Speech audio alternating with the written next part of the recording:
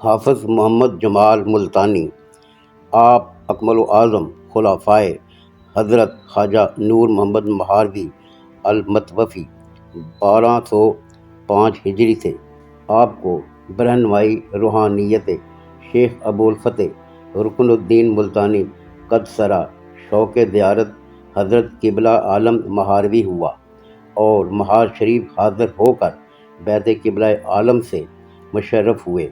آپ کو آفتابہ برداری اور وضو کرانے کی خدمت تفویض ہوئی اور حضرت قبلہ عالم کے انتقال تک اسی خدمت پر مامور رہے۔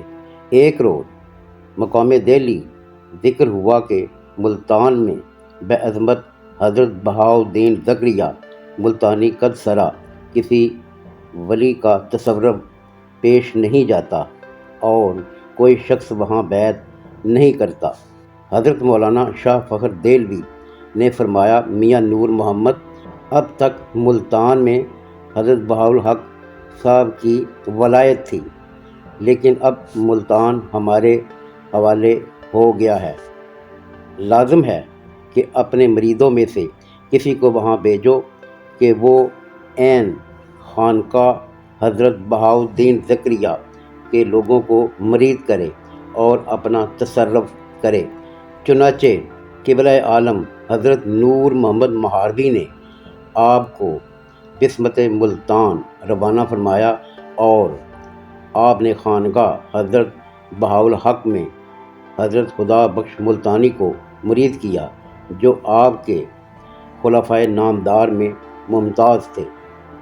گلشن ابرار مؤلفہ خواجہ امام بخش میں ہے کہ حافظ صاحب کے والد کا نام محمد یوسف اور دادا کا نام حافظ عبدالرشید تھا۔ قوم آوان سے تعلق رکھتے تھے۔ آپ کے دادا آوان کاری کے علاقے سے ہجرت کر کے ملتان آ گئے اور قلعہ ملتان کے مشرق کی جانب سکونت اختیار کی تھی۔ ان دنوں بادشاہ دہلی کی طرف سے ابو القاسم اور ابو الہاشم ملتان کے حاکم تھے۔ یہ دونوں بڑے اہل علم اور علماء و فضلاء کے قدردان تھے۔ محمد یوسف ان دونوں حاکموں کے معتمد وزیر تھے۔ تکملہ سیر الاولیاء میں ہے کہ حافظ صاحب کے علم و فضل کا یہ حال تھا کہ باریک سے باریک اور دقیق سے دقیق مسائل ان سے پوچھے جاتے تھے اور وہ نہایت شافی اور مکمل جواب دیتے تھے۔ مسئلہ وحدت الوجود سے ان کو خاص دلچسپی تھی۔ شیخ ابن عربی اور مولانا جامی کی تصانیف پر پورا عبور تھا۔ جس وقت ان کے قوارض و رموز سمجھاتے تھے تو ایسا محسوس ہوتا تھا گویا ایک سمندر موجیں مار رہا ہے۔ حافظ صاحب نے ملتان میں اپنا مدرسہ بھی قائم کیا تھا، جو علم و فضل کا ایک اعلیٰ مرکز تھا۔ آپ نے سب سے پہلے ملتان میں چشتیہ سلسلے کو ترویج دی۔ حافظ صاحب نہایت با اخلاق بزرگ تھے۔ مناقب فخریہ میں لکھا ہے، حافظ محمد جمال ملتانی بکمال باطن و تہذیب الاخلاق و کمالات آراستہ، شریعت کا خاص احترام کرتے اور فرمایا کرتے، معرفت حق کا بہترین طریقہ وہ ہے جو مشائخ کا ہے اور جو رسول اکرم صلی اللہ علیہ وآلہ وسلم سے معتبر ذریعہ سے پہنچا ہے، اور وہ ظاہر کو شریعت سے آراستہ رکھنے کا ہے اور اس پر قائم رہنے کا، اور باطل کو اوصاف ذمیمہ سے پاک کرنے کا۔ آپ کی مہر پر ان اللہ جمیل و یحب الجمال کندہ تھا۔ آپ کے خلفاء میں بڑی بڑی پاکیزہ ہستیاں ہوئیں، جن میں حضرت خواجہ خدا بخش ملتانی، حضرت قاضی عیسیٰ خان پوری، منشی غلام حسن خان شہید، میاں محمد حسین، مولوی محمد موسیٰ اور سید زاہد شاہ رحمہ اللہ تعالی خاص طور پر قابل ذکر ہیں۔ تاریخ مشائخ چشت کا بیان ہے کہ جس زمانہ میں حافظ صاحب ملتان میں جلوہ فروز تھے، پنجاب پر سکھوں کا تسلط تھا اور مسلمانوں کو طرح طرح کے علام و مصائب کا سامنا کرنا پڑ رہا تھا۔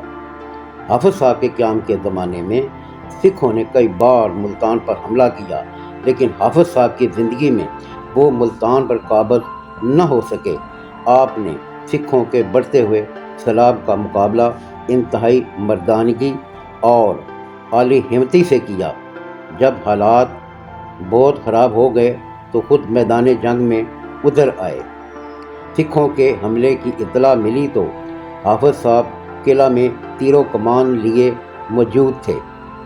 پھر ایک دوسرے موقع پر حافظ صاحب مرحوم قلعہ ملتان کے برج میں بیٹھے ہوئے کافروں پر تیر برسا رہے تھے۔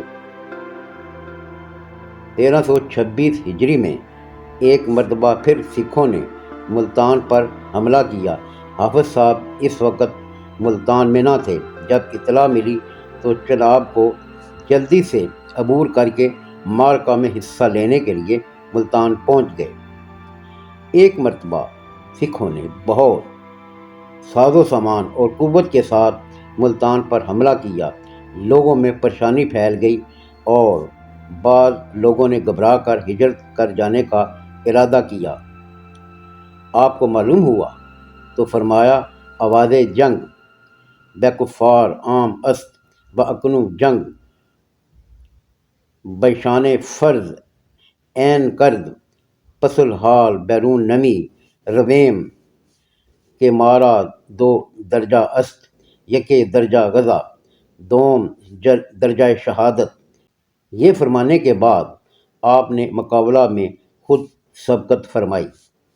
حافظ صاحب تیر اندازی میں کافی مہارت رکھتے تھے اور اس کی تعلیم بھی دیتے تھے۔ آپ نے 5 جمادی الاول 1326 ہجری کو بعارضہ طب صفراوی وصال فرمایا اور اپنے حجرہ میں سپرد خاک ہوئے۔ آپ کی خانگاہ بحرون شہر متصل عام و خاص باغ واقع ہے۔ عمارت پختہ اور نہایت خوشنما ہے، رحمۃ اللہ علیہ تعالی علیہ۔